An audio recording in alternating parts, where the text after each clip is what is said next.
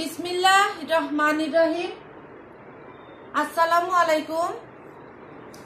ঢাকা শিক্ষা board laboratory school and college কর্তৃক আয়োজিত অনলাইন ক্লাসে স্বাগত জানাচ্ছি। আমি রুমানা গিয়াসতুলি, সহকারী শিক্ষক। তো কেমন আছো শিক্ষার্থীরা? নিশ্চয়ই ভালো। তো বরাবরের মতোই আজকে আমরা আবারও অষ্টম শ্রেণীর বাংলাদেশ ও বিশ্ব পরিচয় বইটি নিয়ে হাজির হয়েছি। তো আজকে আমরা যে অধ্যায়টি নিয়ে এসেছি সেটি হচ্ছে ষষ্ঠ অধ্যায়, বাংলাদেশের অর্থনীতি। খুবই গুরুত্বপূর্ণ একটা অধ্যায়। এখানে বাংলাদেশের অর্থনীতি সম্পর্কে সংক্ষেপে আলোচনা করার চেষ্টা করা হয়েছে। তো দেখো আমরা বইতে যাই, বইতে কি আছে, যে বাংলাদেশ হচ্ছে একটা কৃষি প্রধান দেশ। এদেশের বেশিরভাগ লোকই কিন্তু গ্রামে বাস করে, আর কৃষি তাদের জীবিকার প্রধান উপায়। এছাড়া গ্রামাঞ্চলে আরো কিছু লোক আছে, যেমন তাঁতি, জেলে, কুমার, কামার, মুদি দোকানদার, ছোটখাটো ব্যবসা করে জীবন ধারণ করে।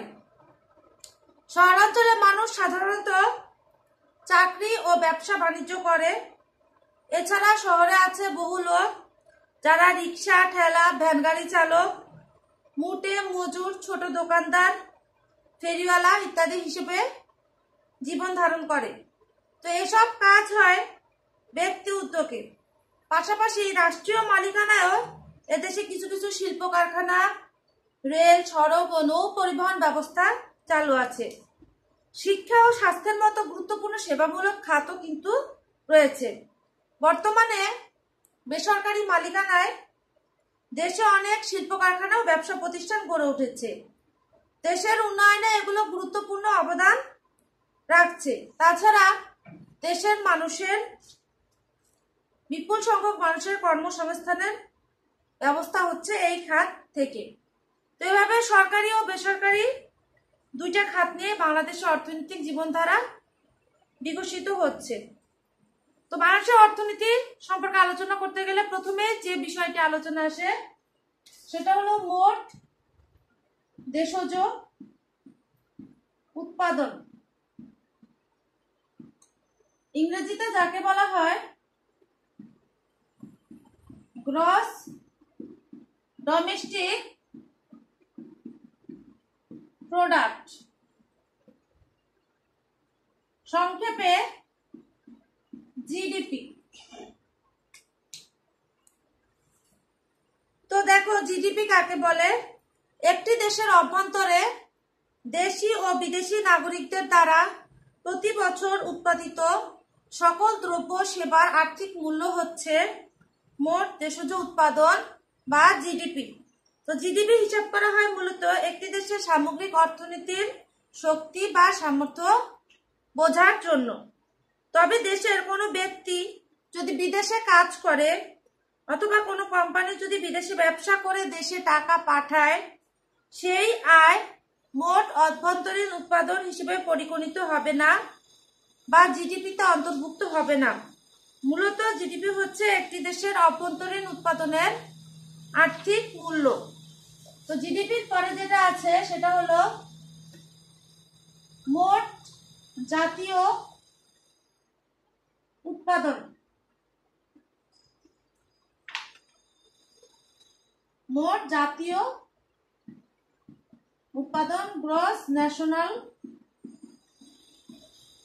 প্রোডাক্ট, সংক্ষেপে জিএনপি।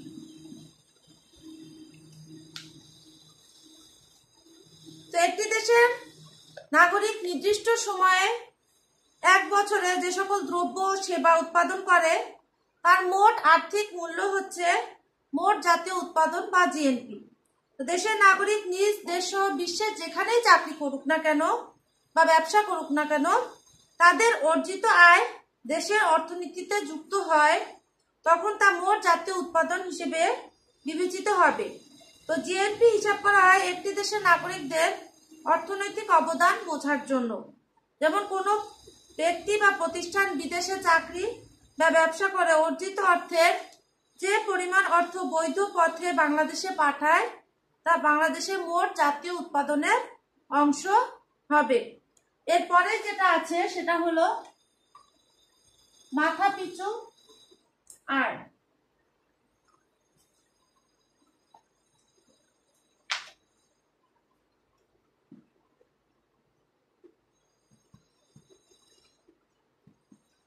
ইংরেজিতে যাকে বলা হয় পার ক্যাপিটা ইনকাম, সংক্ষেপে পিসিআই। তো একটি দেশের মোট জাতীয় আয়কে সেই দেশের মোট জনসংখ্যা দ্বারা ভাগ করলে মাথাপিছু আয় পাওয়া যায়। তো এর মাধ্যমে একটি দেশের মানুষের সার্বিক জীবনযাত্রার মান নির্ধারণ করা হয়। যে দেশের মাথাপিছু আয় যত বেশি সে দেশের জীবনযাত্রার মান তত উন্নত এবং অর্থনীতি তত বেশি সমৃদ্ধ। তো মাথাপিছু আয়ের একটা সূত্র আছে, লিখে দিচ্ছি। মাথাপিছু আয়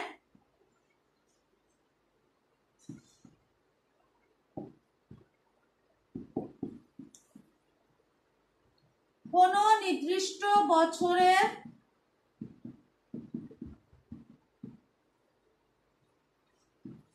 মোট জাতীয় আয়,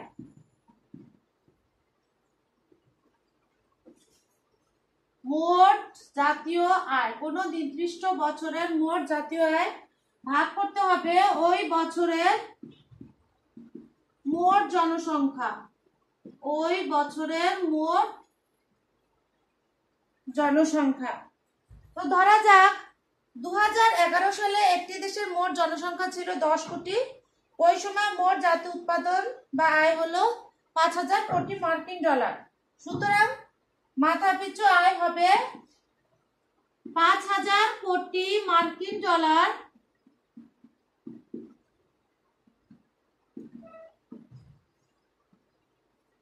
ভাগ হলো 10 কোটি, 500 মার্কিন ডলার।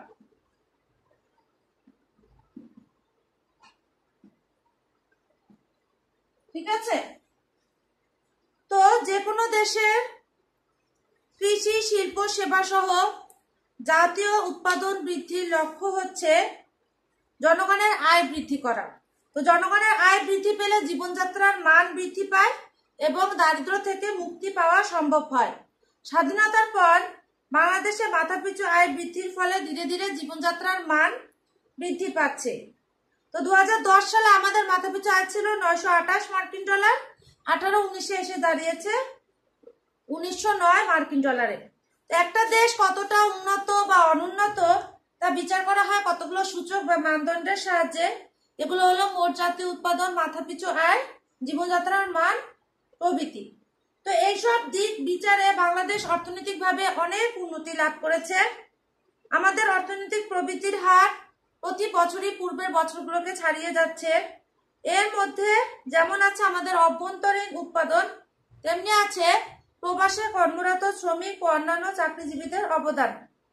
তো বাংলাদেশ ব্যাংকের হিসাবে দেখা যায় 2004-05 অর্থ বছরে মোট দেশজ উৎপাদনের পরিমাণ ছিল 3,70,707 কোটি টাকা, যেখানে 18-19 অর্থ বছরে এর পরিমাণ 25,36,177 কোটি টাকা।